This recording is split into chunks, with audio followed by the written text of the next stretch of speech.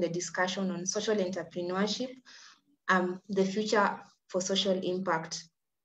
I'll hand it over to Eliud from the Heroes for Change team to share with us what Heroes for Change is all about. Eliud Luther.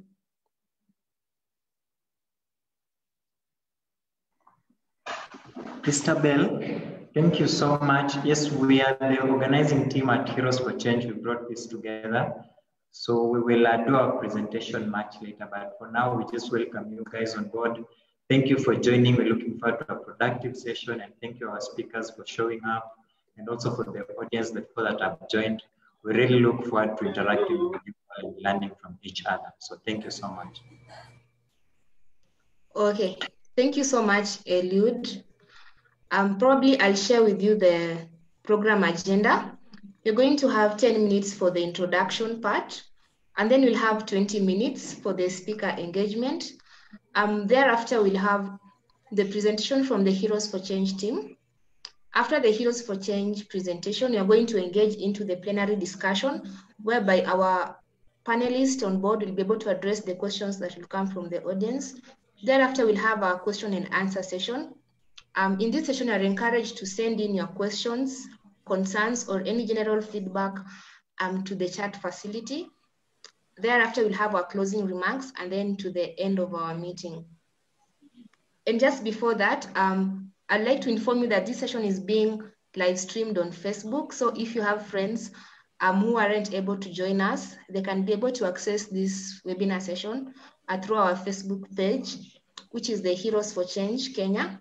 Besides that, you're encouraged to tweet or to tag us in all your social media posts, hashtag Heroes for Change, hashtag social entrepreneurship, and hashtag social impact. This will enable us to take this conversation outside of Zoom and be able to reach out to a wider audience. And therefore, I'd like to share with us the Zoom etiquette. We have the audio facility that is on your bottom right. You're advised to mute when you're not conversing and unmute if you have an issue to share with us. We also have the chat facility. This will allow us to share our concerns, to share our questions or any feedback in regards to the topic of discussion. So yes, thank you all and welcome once again. You can feel free to introduce yourself through the chat facility and get to know the audience that is around us much better. So yes, I'll hand it over to our first speaker, and that is Brian Chesoli. He's going to introduce himself, share what he does, and also share with us what he has prepared for us with regards to the topic, social entrepreneurship, the future for social impact. Brian, back to you, Brian. Hi, good morning. Good morning. I want to thank you, first of all, for just inviting me to be part of this discussion, number one. So it's really an honor and a pleasure just to be here to share my insights and my thoughts on the subject. And I really want to encourage everyone who's just joined in to also participate. I'm so used to having open conversations, and I believe that that's how I get to learn and get to grow. So as introduced, my name is Brian Suliwanyama. I'm currently the Children and Youth Program Lead at Ashoka in East Africa. And before I continue, I just want you to use the chat to give me like one word. What comes to mind when you hear Ashoka? Because not too many people know of Ashoka, and I'm just curious to know what do you think. Or what comes to mind when you hear of Ashoka? I'll be checking them out as I continue to introduce myself. So I'm 28 years old. I started my journey when I was 21 years old, and that significantly impacted my life because I founded my first organization when I was 21 at the University of Nairobi, and the focus of the organization was to transition young people from higher learning institutions to work or to the workplace. And how we did this was getting projects from private sector and structuring them in form of projects and inviting students from higher learning institutions to develop a proposal in teams to tackle the projects that we'd been given. And so in response to this, we'd get like the top teams, and these teams would then become student consultants. And that is how my journey started. And I just want to direct, that brief introduction to my what I'm about to speak on or touch on, and it's on social entrepreneurship. And what jumped to me when I was told just to share my thoughts on this, I shared on my LinkedIn page, and this is what I said: social entrepreneurs at the forefront, helping address key development challenges. Though we are yet to reach a consensus on the definition of social entrepreneurship, young people are excited with venturing into something that generates income and incorporates social good. So how do we create an enabling environment for the success of youth social entrepreneurship? Since the beginning of my journey, I've been really passionate about young people. And that is why up to today, I talk about youth inclusion and building the capacity of young people. And I'd like just to share my screen so that I walk you through what I believe can help us all become social entrepreneurs. And on the subject of social entrepreneurship, I know for a fact that we are yet to reach a consensus on the definition of social entrepreneurship. I was recently in a webinar discussion organized by one of our Ashoka fellows, Wamuyu Mahinda, and one of the participants was from the social enterprise in the UK. And he shared with us, various definitions that are being used globally, and allow me just to share this with you. One of the definitions is in the UK, a social enterprise is regarded as a business with primarily social objectives whose surplus are principally reinvested for the social purpose in the business and the community. In the EU, a social enterprise is simply defined as a democratic or participatory principle. When we think about social business, we think about creating and designing solutions that address a social problem, a non-loss and non-dividend company. And before we just venture into all that, because again, as I've just mentioned, the definition of social entrepreneurship varies. I want to focus my talk on change making, because at Ashoka, we believe everyone should be a change maker. I don't know if you guys can see my screen. I hope you can. Yes, we can. Okay, good, thanks. And this is something I designed for Ashoka, right? Just to help people understand how we young people can contribute to becoming a better world. So we are living in today's world. It's defined by accelerating volatility, complexity, and hyperconnectivity, which is forcing us to, make these connections globally. We're becoming this global community where your problem is everyone's problem. And today, in today's age, even today, as we experience the pandemic, this is becoming very clear that the pandemic has cut across different geographies and different backgrounds, and it doesn't matter where you're from, it's affecting everyone. And what we are realizing is that to address these challenges, everyone needs to have these change-making skills. And I'm going to tie change-making to social entrepreneurship in a minute. Becoming a change maker is being empowered to live a common good for all. And this is where you begin to see why it is important for young people like you and I to begin to master some of these skills so that we venture into social businesses where we can generate income and have a social good, a social impact within our community, within our families, and within our environment. So being a change maker is being empowered to live for the common good of all. It involves taking responsibility, taking the lead, collaborating with others for the common good, being empathetic, being thoughtful, being curious, and being creative, being resilient, and being effective. And that is what we define, change making. And we want everyone to be a change maker. So by the end of today's discussion, I just want you to think, are you a change maker? And what makes you a change maker? Because we can tie this to social entrepreneurship. We further believe that there are 4 key skills that make change making. And this is new leadership, where new leadership is defined not from a top to bottom approach, but rather flat teams where everyone is powerful, everyone is a leader, everyone is a change maker.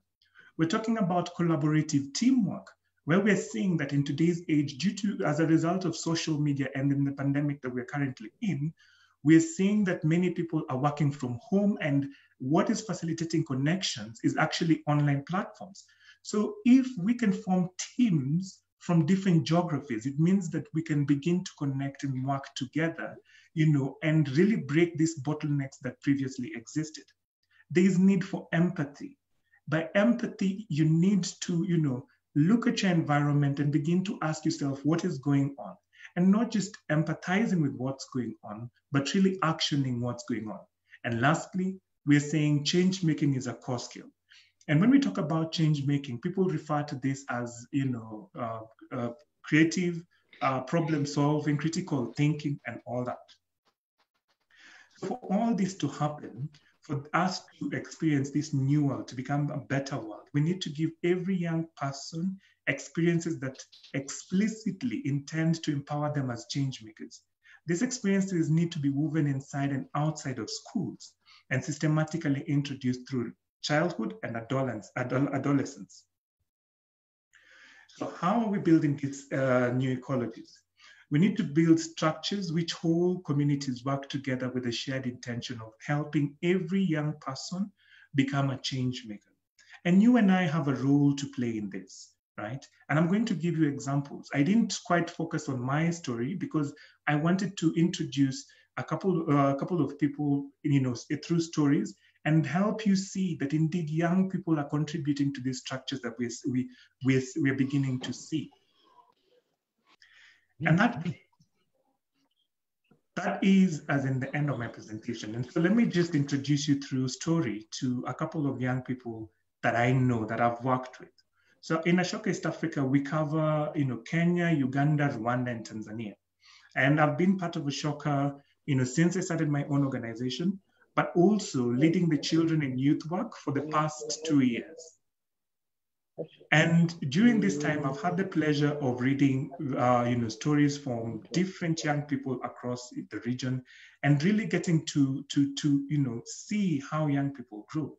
One of the key things that has jumped out is young people start young. And when I talk about young, what we're saying is we have a 14-year-old, and I can tell you lots of stories of 14-year-olds who have started that journey. They've been able to empathize with their community. They've been able to identify problems within their community. They've been able to form teams, but not just forming teams, but empowering everyone in that team to be a leader, everyone to be powerful, everyone to be a change maker. And so what we begin to see is this young person in their teenagehood is able to mobilize people, to able to help everyone be aware of the environment. And that's what we're saying, that is change making, that ability to make everyone aware of the environment. And then what happens is that this person is able to transition people from what was to the vision that he or she is seeing for that community. And I'll give you one example. I know of a young girl from Nova Pioneer School. She's 16 years old. I actually met her when she was 16. I think right now she's 17 years old. And she started a very simple project. You see, Nova Pioneer was changing their uniform, right? Their school uniform. And what they were doing, they were rebranding. And so it meant that every student within the school had to buy the new uniform. But Jane was able to be aware that young people within other schools are unable to even get uniform to go to school with. And then she began thinking, how can we use our previous uniform to help other young people who are not in a position to afford to buy uniform? And so she started a project, and she called this project Smile. In short, putting a smile on young people's faces. And she then went ahead to partner with an upcycling company to be able to refurbish those uniforms that have been used by her classmates, and take them to the students who would then need that uniform or use that uniform. And we begin to see this new leadership come in. People who are able to take charge, people who are able to give themselves permission to start that process of change making. And that is where social entrepreneurship starts from. When we talked to our Ashoka fellows, and Ashoka is a global institution, a global organization, which has over 4,000 fellows, we began to see that many, about 80% of Ashoka fellows started their journey in their teenagehood. And what that has resulted to is them being able to influence policy at a very high level stage and at the grassroots level stage. And I can give you several examples. But before I get to that, let me also introduce someone else to you. And actually, I was just with him right now, and he's the founder of an organization called Awake. So Awake is founded by Meshach. And Meshach started this organization in his teens, right? And what he realized is he comes from Dar es Salaam. So he started an organization to kind of upskill the young people within slums for them to be able to first believe in themselves, find that power to understand that they are able to lead change and they're able to become leaders, right? And so he started a program that he modeled after one of Ashoka's programs that he got to benefit from. And today, Meshach has helped over 1,000 families, not just through Awake, but other programs that he's starting. And so when we talk about creating an enabling environment for young people to be social entrepreneurs, we see that young people have a space to play. We can, one, begin with empathizing with what's going on around us. Two, take action and help other young people understand what is going on within the environment. Once we do that, we now go to the third stage, which is collaboration, teamwork. After empowering the young people around us, we collaborate with the private sector or any other person so that they are able to come on board to work with us. I want to advise you, do not be afraid. Find that power, give yourself that permission. Because I started when I was 21, when I didn't know what was going to happen in my journey. I was not sure how I was going to articulate, youth challenges or the challenges young people are going through. But through persistence, grit, and being a change maker, being able to form teams, being able to collaborate, today I'm able to articulate challenges that young people are going through. I'm able to design programs young people can benefit from. And I'm able to engage policymakers at different stages to listen and understand, not just from me, but from other young people. So that is my advice. Identify as a change maker. Start that process, and you will eventually see yourself not just as a social entrepreneur, but as a change maker, able to lead change at whatever level, either the grassroots level or at high level, high roundtable levels. I think my time is up, and I just want to welcome you guys to interact with other young change makers out there. I'm open for discussion. And if you want to reach me, my name is Brian Chisoli. My email is brianchisoli@gmail.com. I'm happy to engage in this discussion further and learn from you. Thank you. Oh, asante sana, Brian. Thank you for that presentation on being a change maker and all on social entrepreneurship.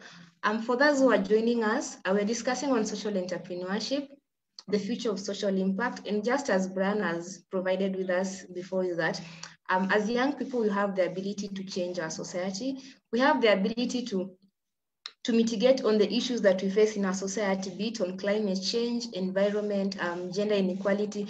It is us who are supposed to come up with the solutions and at the same time, build our own enterprises as social entrepreneurs. And yes, thank you, Brian, for that. Brian is a program leader at the Ashoka Change Makers. Ashoka Change Makers is a community of young social entrepreneurs, young innovators who are doing great things to change the societal issues that we face in our society today. Kindly, Brian, if you can kindly share your social media handles through the chat facility. This will enable our audience to be able to engage with your work, engage with the Ashoka platform, and also just follow up on what social entrepreneurship is and what being a change maker is all about. So I'll hand it over to Eliud Lutzer to share with us all about Heroes for Change before we go to the next session. Back to you, Eliud.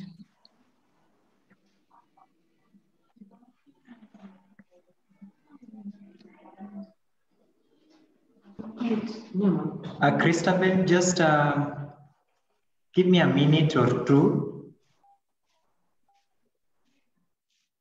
Okay, as Eliud sorts that issue, I'm informing you that this session is being recorded. It's also live streamed on Facebook.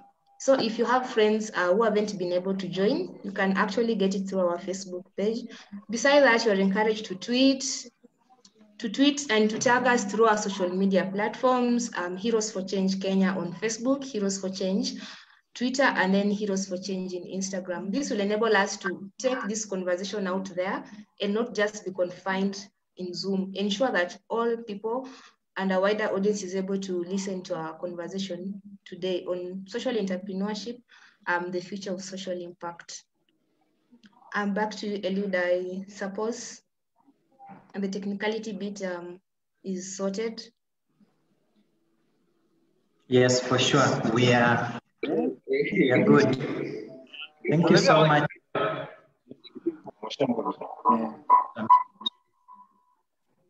Okay. Okay. Nice. Thank you so much, our speaker, for that presentation. It was really insightful, and we believe that the audience was able to reap so much from it. So yes, we are the organizers of this webinar, and we hope so far you're learning so much. And so this is the section where I just let you know who we are and why we do what we do. So yes, we are the Heroes for Change. So we are a service-based organization that simply harnesses the power of persons who have the resource of time, social capital, and trust, and they do deliver scalable social impact programs in their communities.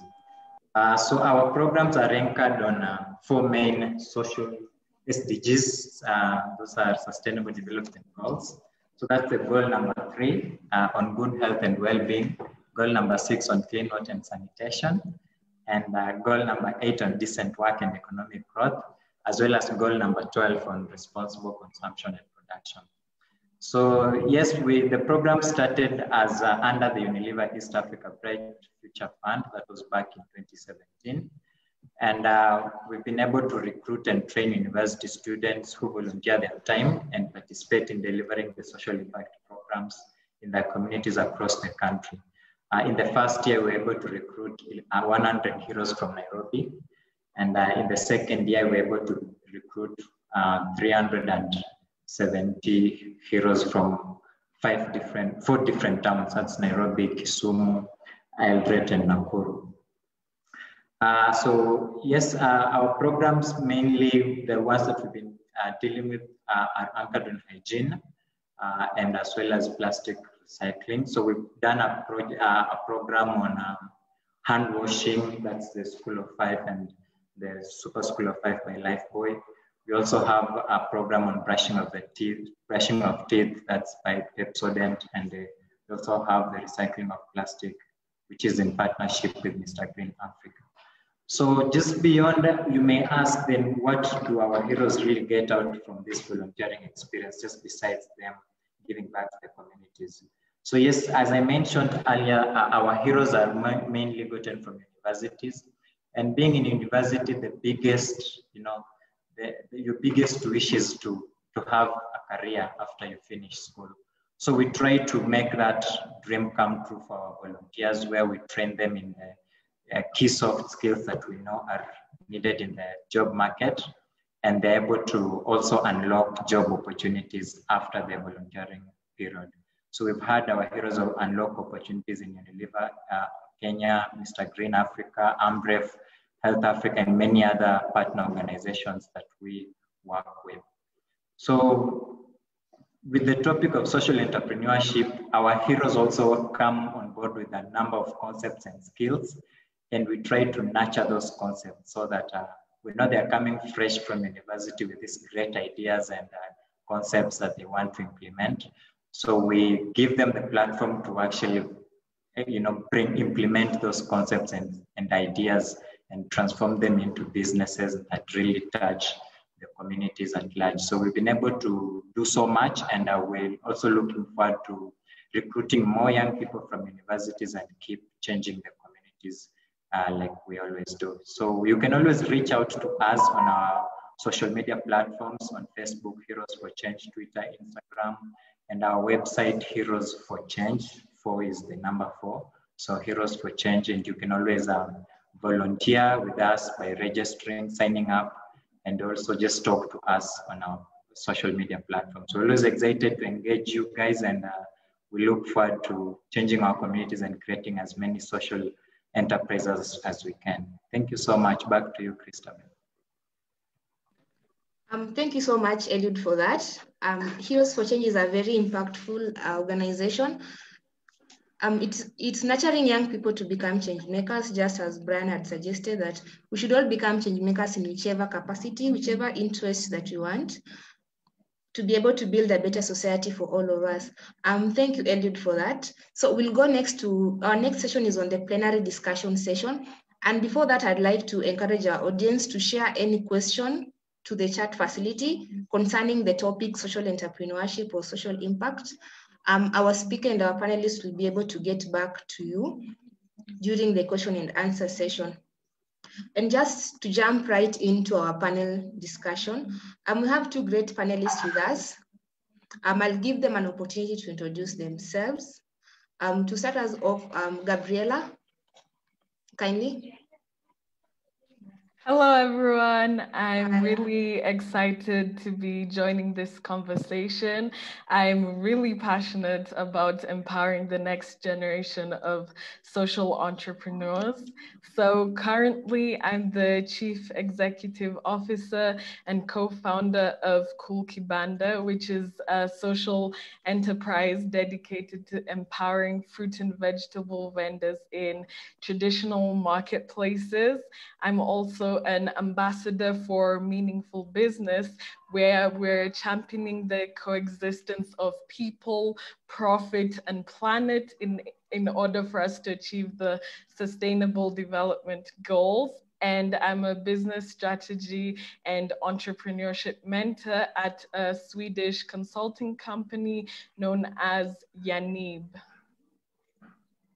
Okay, thank you, Gabriel, for that. I'll hand it over to our second panelist, Wycliffe. Hi, everyone. I'm glad to join you here. So my name is Wycliffe Kuguni, and my calling is just to inspire people to do something that will help other people in the community for the purpose of development.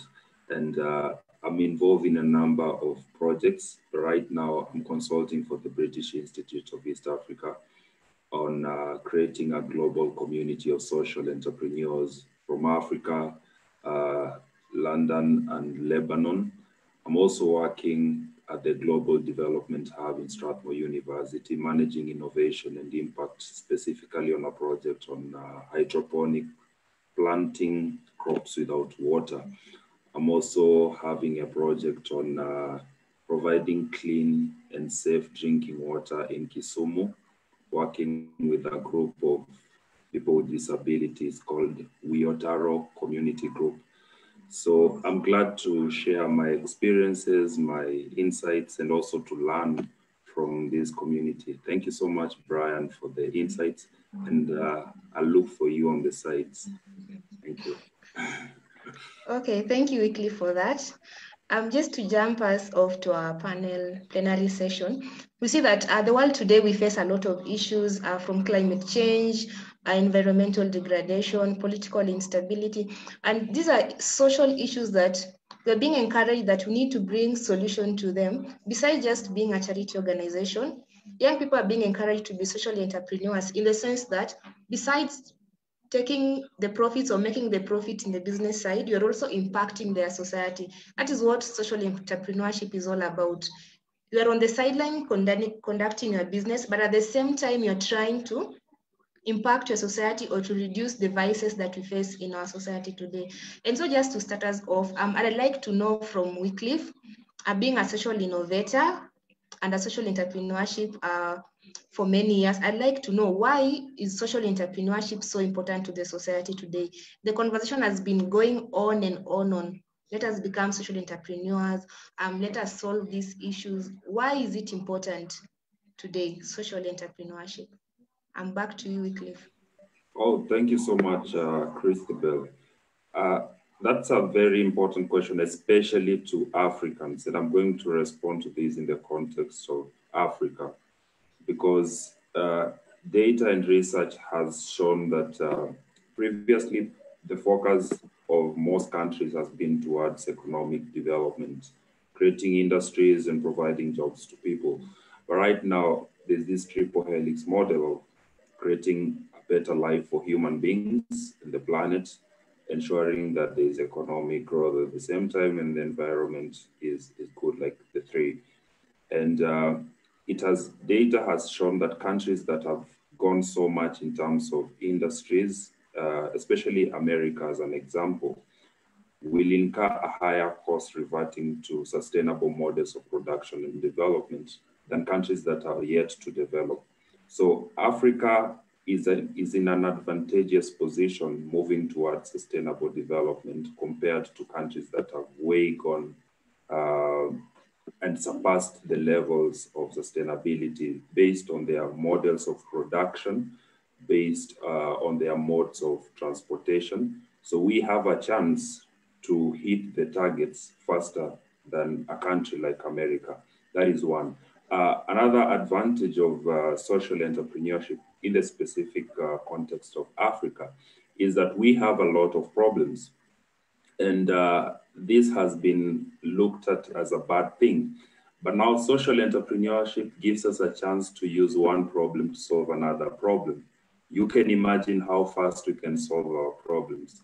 If we have a problem of pollution using plastics, and we have a problem of housing, we can use the plastic to construct cheaper houses. So one problem is a solution to another problem. So that's the big value that we need to see as Africans and developing countries in social entrepreneurship. Thank you, Wycliffe, for that. And just to echo on that is that with the social entrepreneurship, you're not only trying to get the entrepreneurial part, but you're trying to solve an issue. So if people become social entrepreneurs, as we're being told, is that we're able to mitigate on the issues that we face, from plastic pollution to other social issues that we face in our society. So yes, thank you, Wycliffe, for that. And I'd like to know just from Gabriela. Gabriela runs an initiative called Cool Kibanda. It's a social enterprise that has been running for some few years. And I'd just like to know from her that how has Cool Kibanda as an initiative, or rather as a social enterprise, contributed towards the social impact? How has Cool Kibanda contributed towards social impact? Thank you for your question, Christabel. So at Cool Kibanda, we measure our social impact through the Sustainable Development Goals, and we have three major ones that are at the core of our enterprise. So firstly, we have climate action, and secondly, we have renewable and clean energy. So essentially at Cool Kibanda, we're providing modernized, climate smart, fully solar powered market stalls, also known as kibandas here in Kenya, to fruit and vegetable vendors in traditional marketplaces. So while we're using solar energy to power up our cold storage units, we are promoting the use of renewable and clean energy. And this whole system goes on to promote decent work and economic growth, because we're aiming to dignify the work in the informal sector of the fruit and vegetable vendors, also known as mama mbogas. Okay. Thank you so much, Gabriela, for that. And we can see that a lot of young people are coming up with enterprises which are solving some of the common issues that we face. You don't have to start an enterprise that is going to take us to Mars, or rather a skyrocket initiative. It is this, I'd say, these immediate and urgent issues that we're facing in our society that needs the most immediate and again urgent solution that we face. So thank you, Gabriela, for that. Gabriela is the founder of Cool Kibanda. You can find her. I'm sure she'll share her social media platforms and her works through the chat facility. Just check out to be able to interact with her works. Thank you, Gabriela. Going on to our next panelist, that is Wycliffe. in as much as we are echoing on social entrepreneurship, over the past years, it has been realized that social entrepreneurship is a white thing. So I'd like to know, in the African context, do you think Africa as a continent has embraced social entrepreneurship in its way of life or in its government? Do you think Africa as a continent has embraced the culture of social entrepreneurship? Back to you. Thank you so much, Christabel. That statement, social entrepreneurship is a white thing. It reminds me of the recent trolling, should I call it trolling for lack of a better word, of white entrepreneurs in Africa who are running startup ventures here. And someone asked me about the same question. My opinion was that we're not committing our resources as Africans into what matters. Most of the wealthy people are going into real estate, and we're not putting our money where our mouth is. So I think Africa, we are making steps in the right direction, but you're not putting enough effort in it. Someone else is putting much more effort than we are. And I'm going to look at 3 areas that I think we have neglected. And this is government regulation framework, our logic, beliefs, and our practices. To begin with government regulation and framework, you look at the incentives or disincentives that are being offered to social entrepreneurs, even in Kenya now. Look at the tax system, look at the licenses. People who are in recycling, Heroes for Change is working with Mr. Green. Mr. Green will tell you about his stories when he started and the number of licenses that he was required to have before he could set up the plant in industrial area.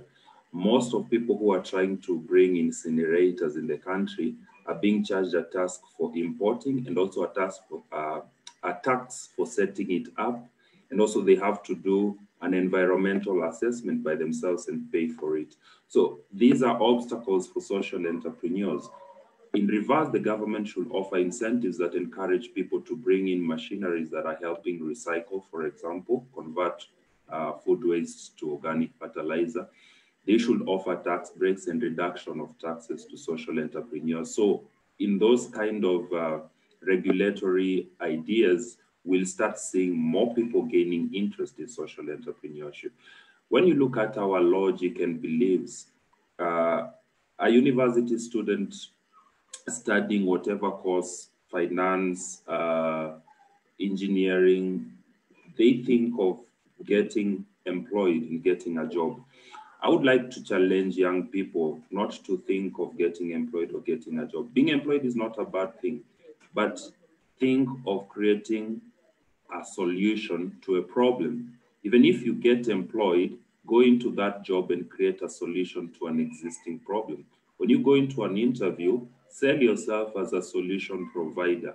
And with the age of internet, you can learn to create solutions a lot. If you're working in a finance company, for example, how can you come up with financing models for social entrepreneurs?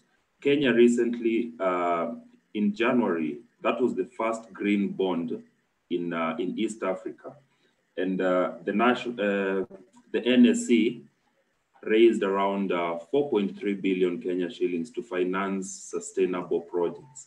So if you're a finance or an accountant, you can align your career in terms of solving problems that are existing in your country, rather than thinking of how much money am I going to get as an accountant or as a finance guy. So this is a challenge that we ought to deal with it based on how we teach in our universities, our education models. And I want to mention Strathmore is changing. And part of what we are doing is called challenge-driven education. We give our students challenges that are related to the society. As they approach their degree, they work towards solving these challenges. And by the time they graduate, they have solutions to the society. The third one is on our practices. Our practices based on our culture, our beliefs. Those are issues that are derailing us. In terms of, let's say, let me look at an area of waste disposal. It's a linear model right now. Collection, sorting, disposal. Very few very few companies are engaging in recycling. Even the ones that are collecting in where I stay, I asked the lady, where do you take these waste? They told me Dandora. I asked her, can't you sort it out and make value out of these waste? And I can refer you to people who you can sell them to. And she had no idea. So we still have traditional practices. And that being said, I think we still have a long way to go in terms of financing, in terms of regulation, in terms of practices, and in terms of our logic and beliefs.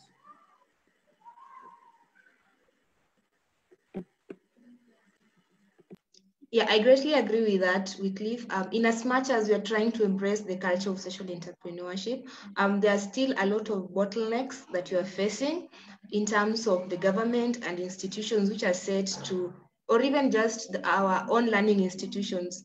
We're supposed to, these institutions are supposed to bring up learners who are solution oriented, as you've said, but instead it doesn't align with what the societal needs are.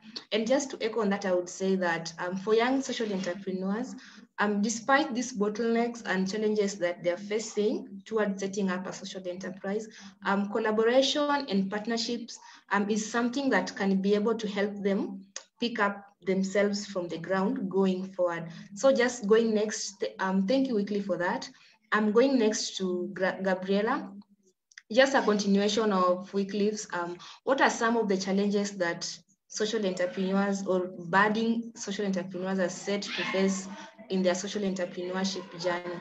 What are some of those challenges? Back to you. Thank you.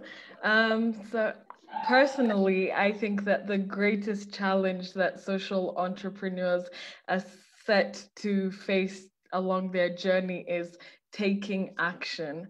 So many aspiring social entrepreneurs have big dreams about how they want to transform the world with their ideas, but very few are willing to back up their big dreams with bold actions. I believe that your big dreams require bold actions to back them up. And the first step is always the toughest. Taking the first bold action is always the toughest, especially if you're a young social entrepreneur. But my advice is that in order to make massive change, you also need to be able to be willing to make massive actions. And so the journey will be tough. It will be really rough at the beginning. You'll struggle for finances. The journey will be lonely many times, and you'll face many obstacles of, as Wycliffe mentioned. But at the end of it, social entrepreneurship is definitely the most fulfilling journey anyone can seek to pursue, because you're doing good and you're making money at the same time. What more would you want as a young person?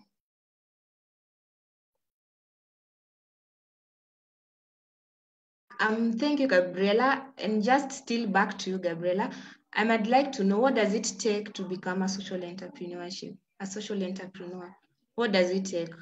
Okay, so I've been in various spaces where they've been budding social entrepreneurs, and I've noticed that there are 4 major characteristics that would make a successful social entrepreneur. And this is very important to take note for all of you who have joined here. The first one is a successful social entrepreneur is passionate. They're excited to make a difference in their community. They're excited to create meaningful change for the people within their communities. And even though you'll face all those challenges I've mentioned, your passion is what will keep you going every day. Your mission to make a difference is what will keep you going and jumping over all those hurdles. And the second characteristic is a successful social entrepreneur is innovative. I think the best definition of an entrepreneur is a creative problem solver, because wherever you are along your journey, you're going to be solving problems, whether you're solving problems within your community, within your team, with your partners, whatever that may be. You just have to continuously and creatively solve problems. And number 3 is you have to be adaptable.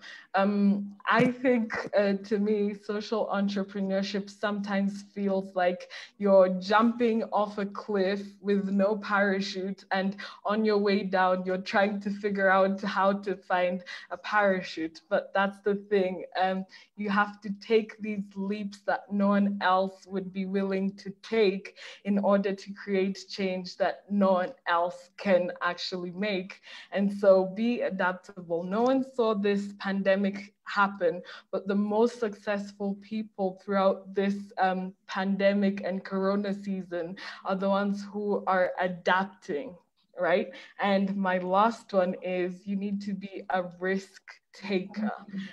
There's so many challenges that will come along the way, and you have to be able to think on your feet, roll with the punches, and take the risks. Yeah, that's it. Top 4.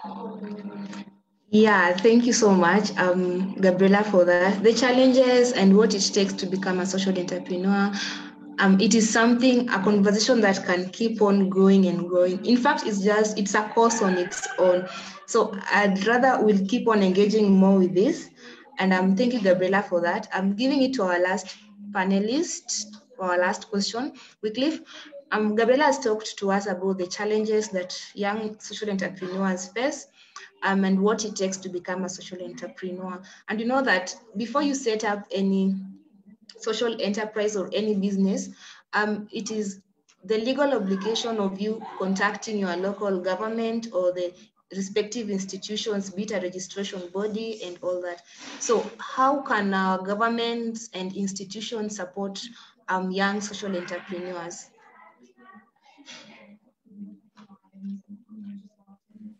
Oh, thank you. Thank you so much, Christabel. And as I respond to that question, I like the 4 points that Gabriela has given, because it's mandatory for you to develop passion and be able to adapt in the social entrepreneurship field because of how changing it is.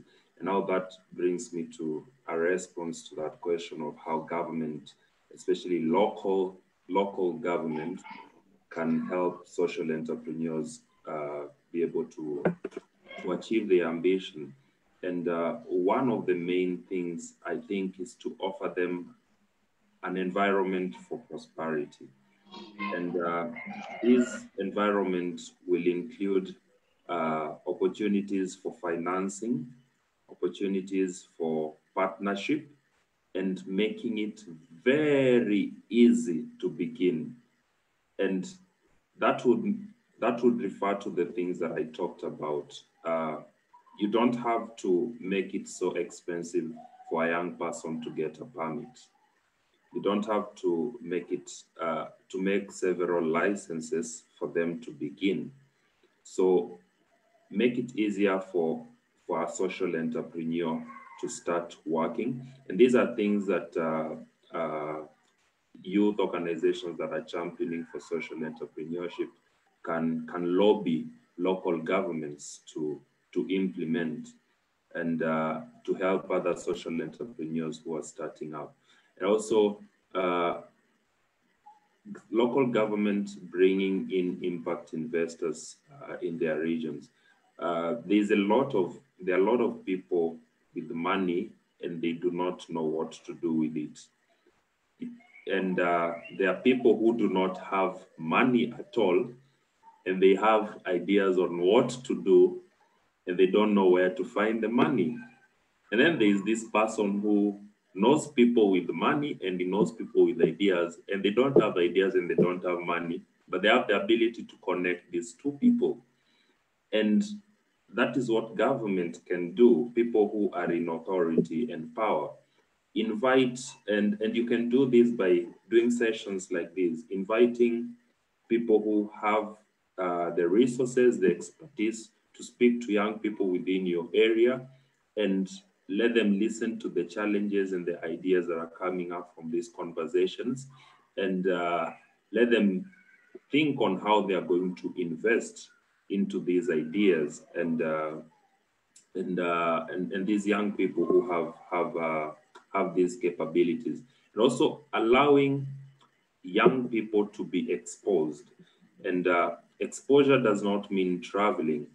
Right now, with this internet, with this pandemic and the Zoom and these online platforms where people can connect from different parts of the world, young people can be exposed from wherever they are, and they can communicate their ideas. So you just need to provide them with the platform. For example, there's this idea that the government has started in partnership with the UN Habitat to set up youth information centers.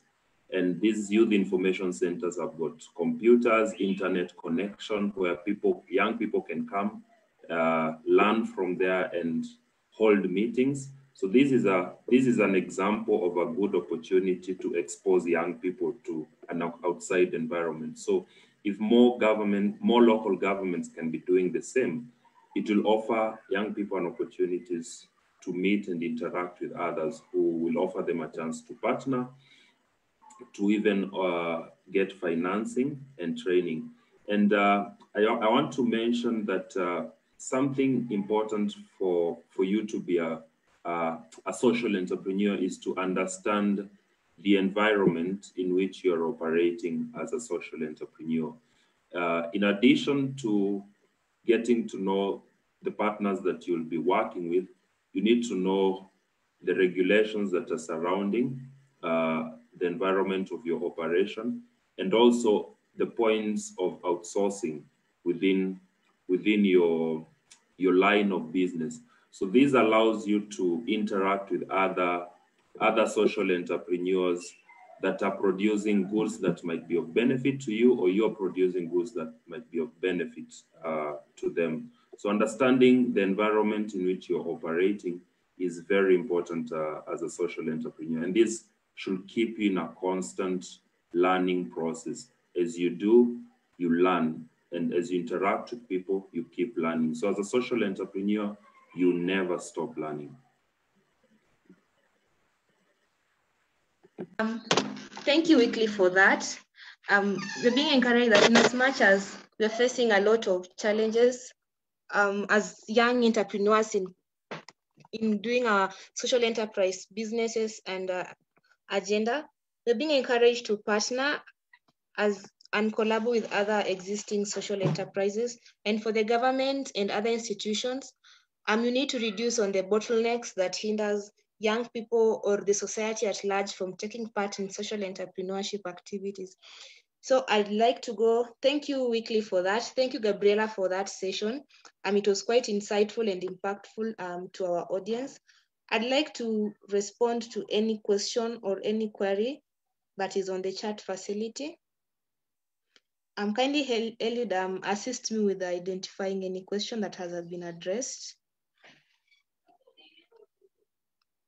Alternatively, it seems there is no question. So I'll give it up to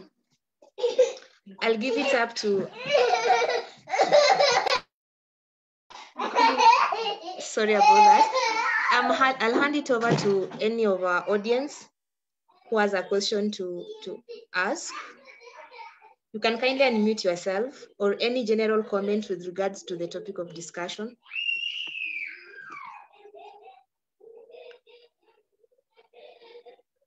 Lavenda Okore says, mention something on the importance of working in teams of like-minded young people and the synergies it can bring. I'm not sure if it's a question or if it's a general comment. Mention something on the importance of working in teams of like-minded people and the synergies it can bring. Kindly, Brian, if you can give a comment on that.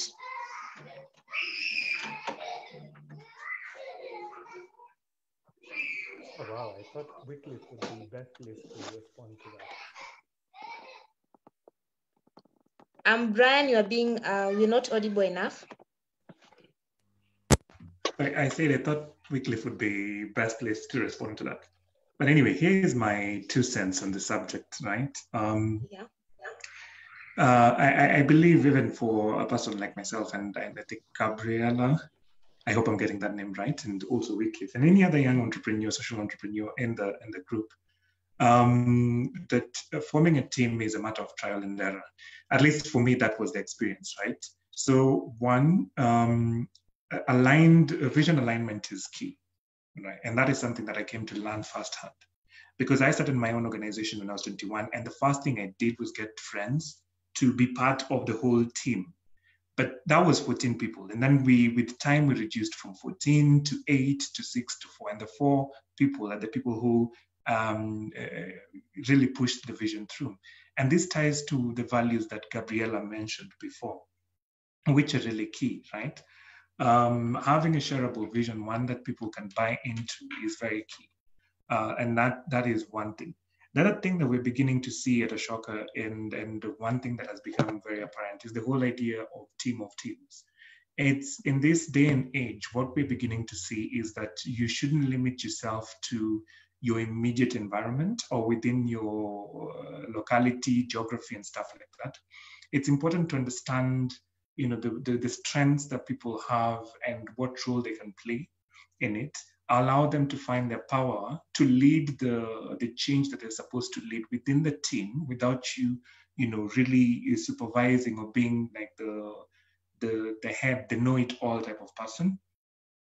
And then explore the idea of having people from a different geography play this team of teams culture, where we're tapping into, say, for example, someone from West Africa or someone from Southern Africa, even someone from Nairobi or Kenya, but a different place, where they understand the context a little bit more. They can give you more insights on how to really deliver or how to implement your solution to the target audience you wish to involve.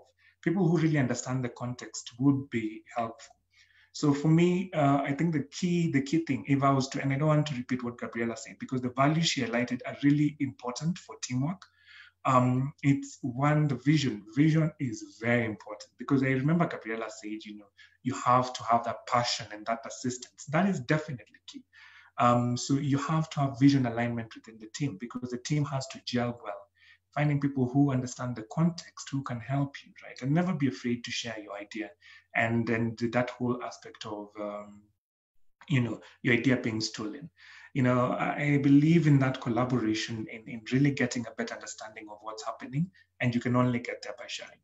And I just want to welcome the other guys in the call to give us more insights on the scene. Okay, thank you, Brian, for that response. And we have another question on the chat facility. It's being addressed to Gabriela. Anthony inquires on how did you get funding for your capital for your organization? Kindly, if you can respond within the next 1 minute, it will be great. Okay, sure. So Anthony, personally, I started my social enterprise back when I was pursuing my undergraduate degree. And so I had 2 other teammates who were also my classmates, and we did something called bootstrapping. So this is where you within your team and your close networks raise funds together. And we did that in order to first do our pilot project, which is the proof of concept that your enterprise actually works and has potential to make an impact. And from then on, we were able to join social impact and entrepreneurship competitions, which then provide funding to your ideas. So my best advice would be bootstrap and show investors that your idea has potential to make profit and to make impact, and show them that you yourself believe in your idea enough to invest in it yourself before you request others to invest in your enterprise. So can I just add something on what Gabriela has just said? So there is one saying that I saw once when I was competing in an international competition, pitching. And it was simply focus on creating value than getting the money. if you begin to create value in what you're doing, then people will begin to see that there's need for your solution, and they will definitely support you. So focus more on creating the value first. That is very important. Show that there's proof of concept. Then you will definitely get people to support you. If it's not financially, people who will help you figure out the nitty-gritty details that you need to figure out before even you get the funding. That is key.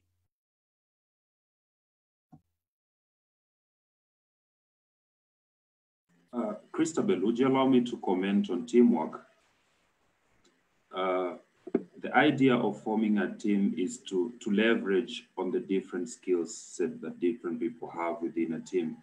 And the synergy comes in normally because in multidisciplinary situations, that is usually the case in teams, people provide different skills. So you're able to derive different technical and soft capabilities within team members. So when you're deciding to form a team, you first need to know what kind of skills are required for that particular project and ensure that members of the team are not the same. They don't think in the same line and they do not have the same skill sets. So you share a vision, but then you do not have the same skill sets.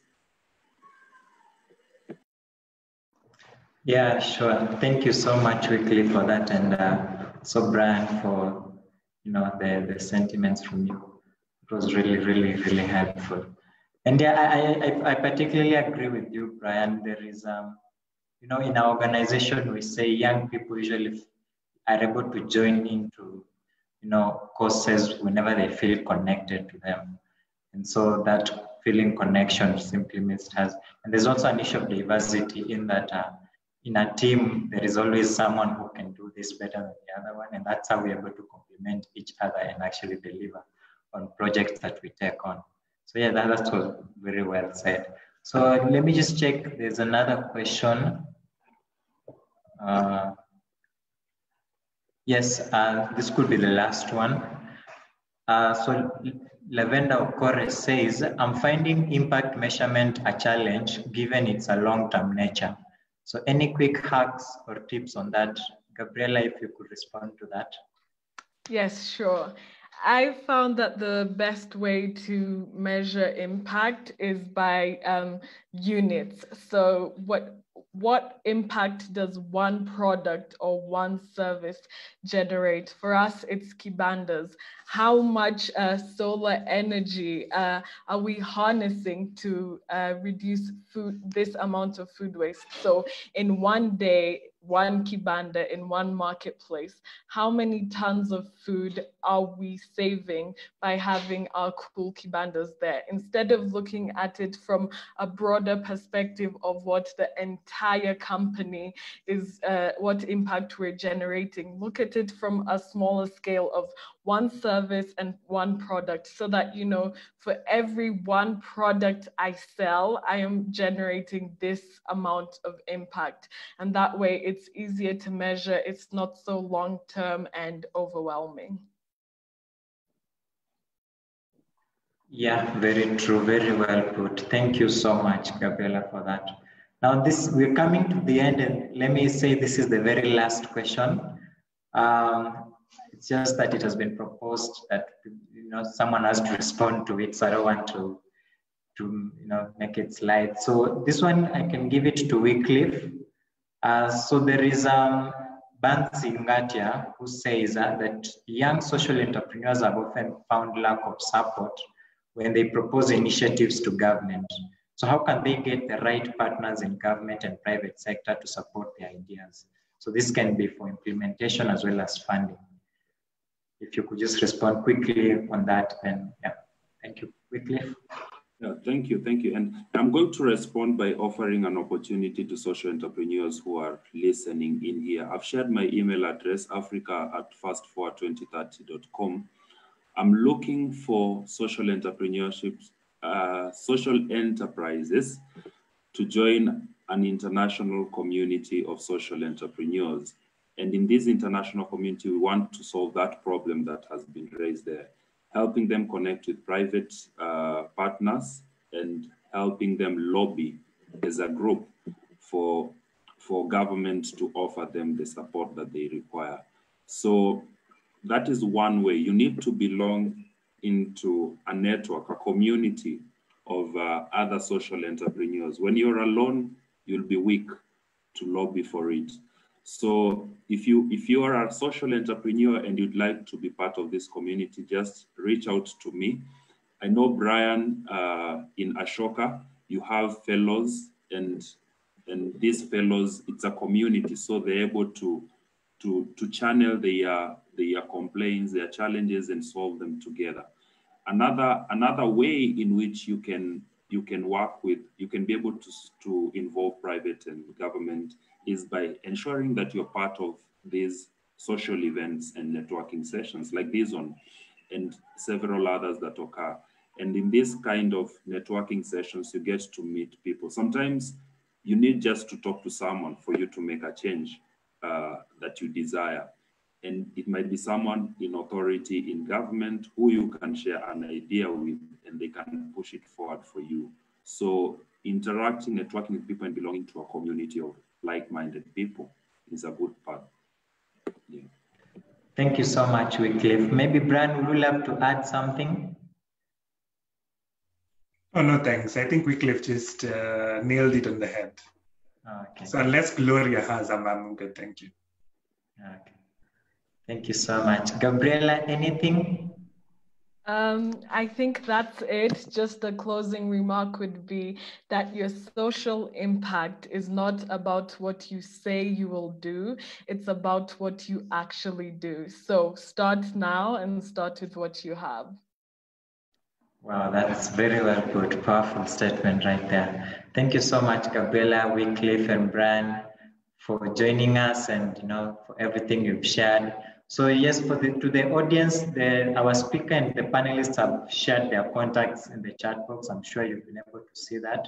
So if you have any further questions, you can definitely reach out to them. I'm sure they'll be more than willing to engage you and just have your questions answered. Alternatively, you can also just send us an email at H4C-webinar. There is the email that you were given when you registered.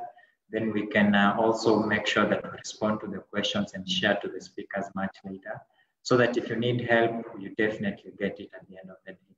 Thank you so much for joining, and yeah, that's all the time we had for the webinar today. I really appreciate you for your patience and for being, keeping the rules. I think there was not much disruption, and we appreciate you for that. So thank you so much. Our speakers will be in touch, and yeah, just thank you. Have a wonderful day, everyone, and bye. Thank you. Bye-bye. Bye.